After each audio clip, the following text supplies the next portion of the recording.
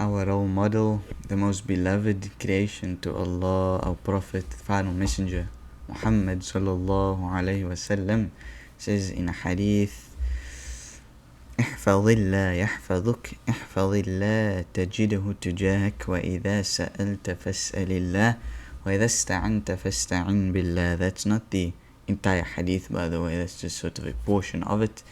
That subhanallah, be mindful of Allah and He will protect you. Be mindful of Allah and He will be by your side, or He'll support you. And subhanallah, if you ask, then ask from Allah, and if you seek help, then seek help from Allah.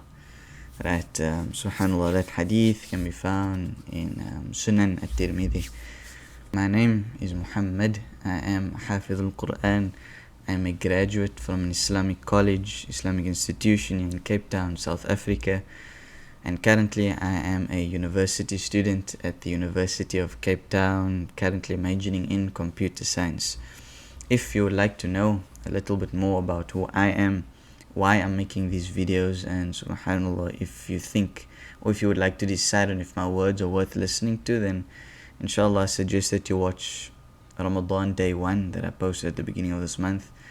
Inshallah you can make that decision for yourself. La ilaha illallah, subhanallah, walhamdulillah, wa la ilaha illallah, Allahu Akbar. اللهم صل على سيدنا محمد وعلى آل سيدنا محمد صلى الله عليه وسلم. أستغفر الله أستغفر الله أستغفر الله. Subhanallah, how quick or how long or how much time did that just take me to do? Subhanallah, send praises on my Creator,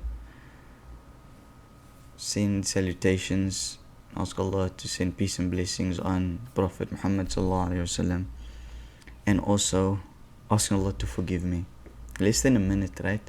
And subhanallah, I just think that is something so quick and easy we can do, and it's not so much doing it as in a robotic kind of manner to where you just do it while being like absent-minded and while like thinking about otherworldly things.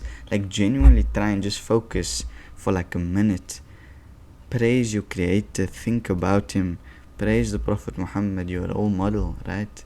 And then ask Allah to forgive you for any shortcomings that you might have been doing throughout that specific day, let's say, maybe that you weren't conscious of.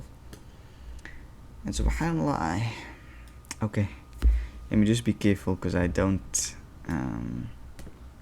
want to say do anything, right, as if I know what you should or shouldn't be doing. But subhanallah, I guess I was just trying to make a point about how quick isn't that, man, to do something like that. And subhanallah, to just take a moment out of your day to just send praises where praises are due, right? But regardless of that, remembering Allah is a powerful practice, right? And it ties into many other things, because when you remember Allah, then you remember your purpose on this earth, then you remember death, then you remember the day of judgment, then you remember, everything else is sort of, or I like to think is meant to be encompassed when you think about your Creator. Right, subhanallah, it's meant to sort of lead you down a thought process of thinking of everything else. Subhanallah, because when you think about Allah, you think about your Creator, and you start thinking why He created you, then you start thinking about your life, then you start thinking about what you should be doing, thinking about what you shouldn't be doing. And subhanallah, it's a whole, like, how can I say, snowball effect, right? But subhanallah, that's just the reminder, I guess, is to remember Allah as frequently as possible, and whatever else comes along for the ride as well, right? In terms of whatever other thoughts follow from you remembering Allah, embrace those thoughts and allow it to sink in and allow it to sort of enter your heart in a sense, right? Because when thoughts kind of bubble there and you think about it for like a couple seconds and then you just start thinking about something else, then it doesn't really affect you too much, right? It's like a random thought and you move on.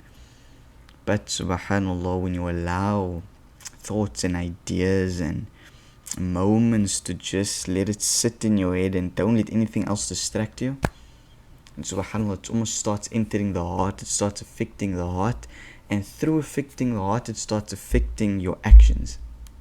SubhanAllah, that's ultimately the goal though, isn't it? To act and live a life in accordance with sort of a life that is going to be most pleasing to Him, right? Being the Almighty. And so, inshallah, I hope that this video can give some sort of inspiration to just take a moment out of your day to remember Allah, what He's done for you, always being by your side through all, and this is a powerful one that I'll end of the video with, through all of the subhanallah, the sins that you've committed, through all of the bad habits that you have done, through all of the things that you have done that you know, right, are displeasing to your Creator. Subhanallah, every day He allows you to sleep at night. Every day He allows you to wake up in the morning. Alhamdulillah, for most of us, He gives us a shelter and a home to live in. Alhamdulillah, He allows us to be able to eat something every day and sustain ourselves. He grants us the health and the ability to work and function and just do normal day-to-day activities, right? Subhanallah. And how do we repay Him? And what do we think of Him? Subhanallah. I mean, it's just a question, I guess, for myself to ask myself and for you to ask yourself, inshallah.